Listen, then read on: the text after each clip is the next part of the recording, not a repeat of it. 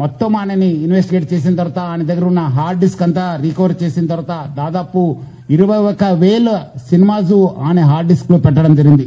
మొత్తము పాత ఫిలిమ్స్ అయిన గాడ్ ఫాదర్ మీ అందరు కూడా తెలుసు, చారిత్రాత్మక ఐతిహాసిక ఫిలిం అయిన గాడ్ ఫాదర్ అంటే 1972లో ప్రొడ్యూస్ అయిన ఆ మూవీ నుంచి మొన్న వచ్చిన ఓజీ మూవీ దాకా కూడా ఆయన దగ్గర ఈ ఒక్క హార్డ్ డిస్క్ లో ఉండడం మనము చూశాను. మొత్తము బాలీవుడ్ టాలీవుడ్ అందరు కూడా ఈయన చాలా మూవీస్ ఆయన దగ్గర ఉంది, చాలా నష్టం జరుగుతుంది.